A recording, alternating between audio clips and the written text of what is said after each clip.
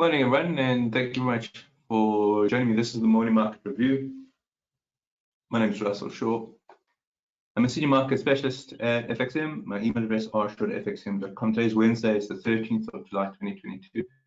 Just going to bring up a high-risk investment warning. I'll keep this on screen for a few moments.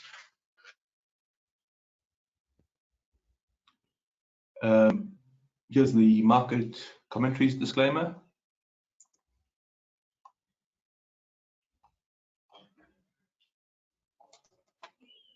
And just references, MarketScope 2.0, CNBC.com and TradingView.com as well. Hey, good morning to you. Nice to have you in the webinar. All right, let's just bring up the CNBC article. And then I'm going to go through this. Something Anna mentioned yesterday with regards to the imports exports.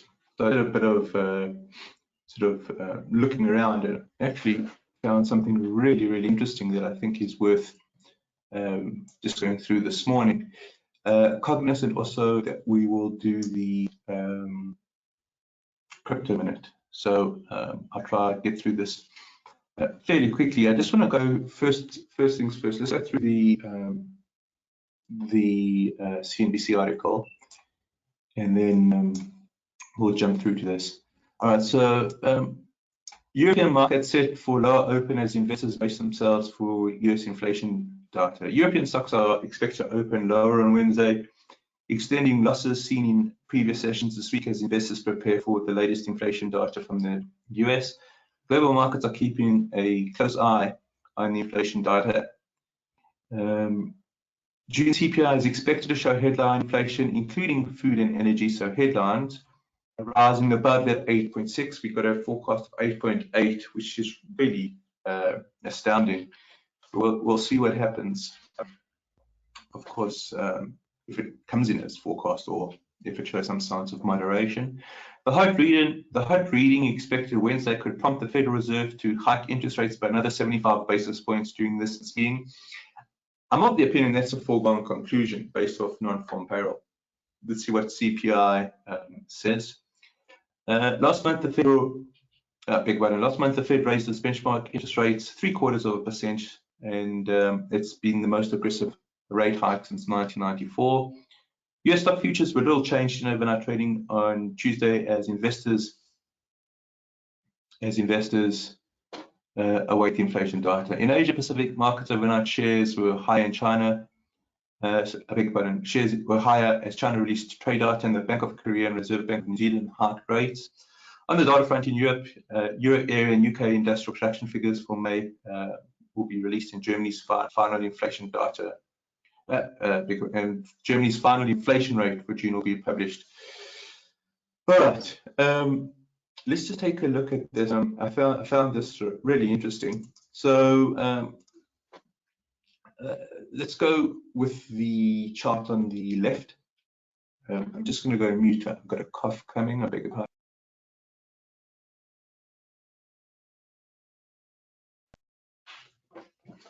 Oh, I beg your pardon. All right. What I want to show you guys is the Euro-US dollar.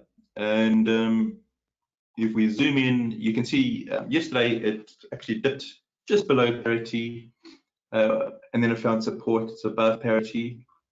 And the question was, what's this doing in terms of global trade? The theory says, of course, the lower the domestic currency, the easier it is to export. So that's the theory. And then the comment was made, but Germany's exports are down, and that's correct. I went and looked at that, and that's astounding. For the first time, I think it's in 30 years, Germany's imports are exceeding its exports, which is it blows my mind. But that was the headline, and it's recent news. What we have in the second chart. This is what we call the terms of trade. I'm using Germany's terms of trade because it's roughly it's just less than a quarter of euros exports, and that data is a little dated, but I would expect it's still fairly accurate.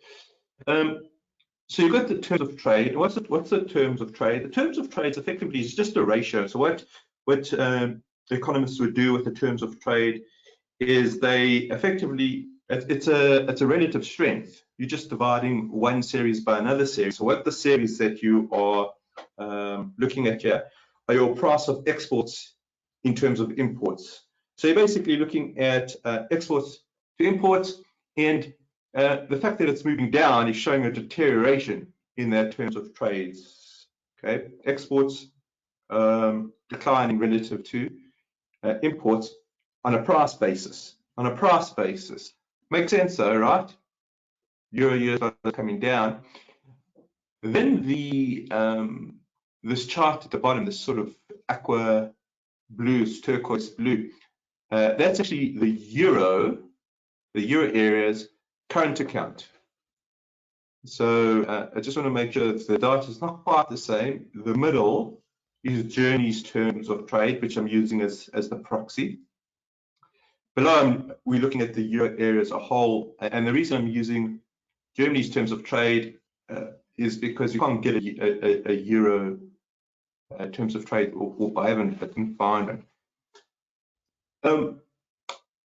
Now, take a look at something astounding here. We go through to February 2021. Round about, okay, January 2021. Let's go weekly. Sorry, weekly data. Yeah, it's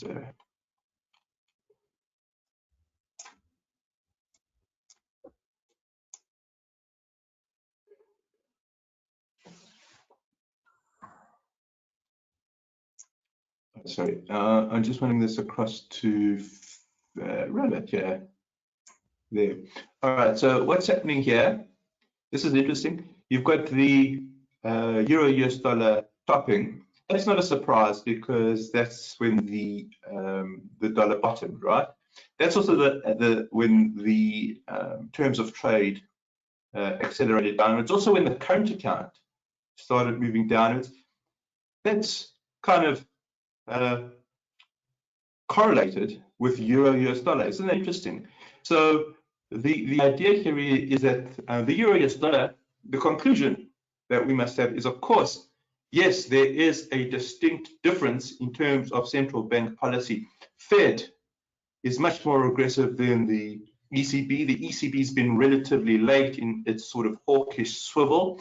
That's definitely having an issue. That's definitely having an effect, I beg your pardon, on the euro dollar. But that's not the only reason euro US dollar snap. Trade is having an effect as well, and you can see that by the deterioration in the terms of trade. You can see that in the deterioration of Europe's current account. And if we have to go across to the US side of things, this is where it gets really interesting. So what I've done here is, so you guys would have seen the dollar many times. This is kind of where it bottoms in February 2021. I'll just move it slightly, which shows, now this is a slightly different chart. This is now the US terms of trade, relative to Germany's.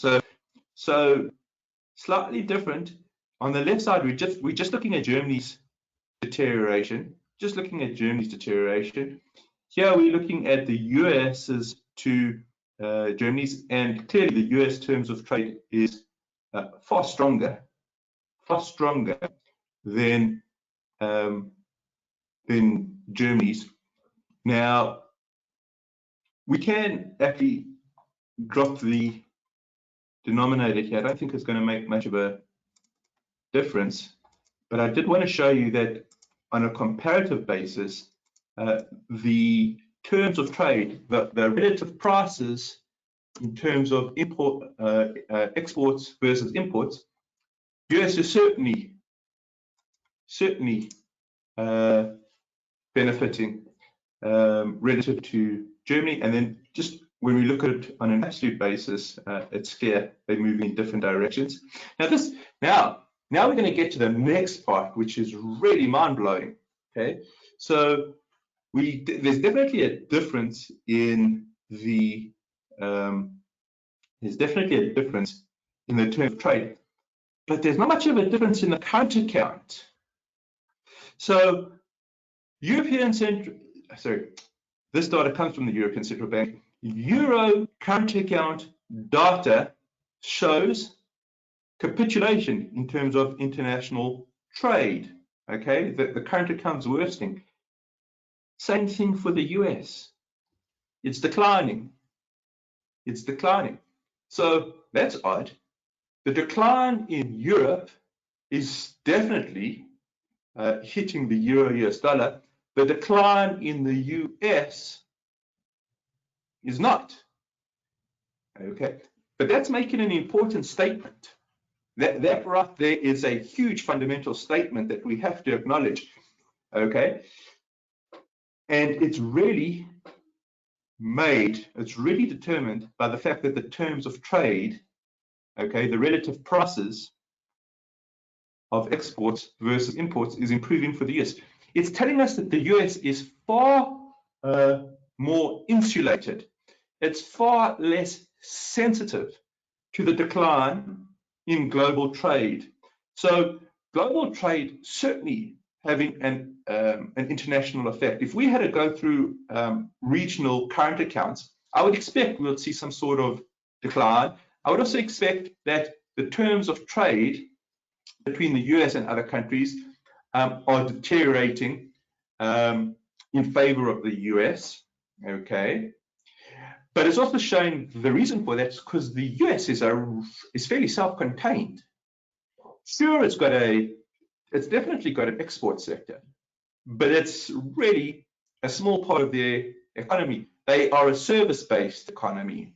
You go across the pond to Europe, specifically Germany, that's not the case. It's not self-contained. There's a huge export component to GDP there, of much more meaningful in terms of European economics. And that is clear because even though the current account has declined markedly for the US is insulated. Take a look at the correlation coefficient. The correlation coefficient between the current account and the US dollar is inverse, it's negative. That's not the case for the euro. Over here you can see that the relationship would be exactly, they would be moving in step with one another.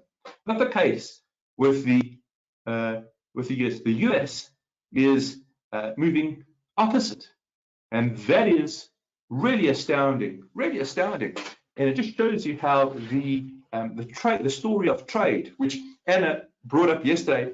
Thank you very much, Anna. Very important. And to be quite fair, we should have tackled this previously. So I really appreciate that it was brought up. But the point here is stark. The point here is stark.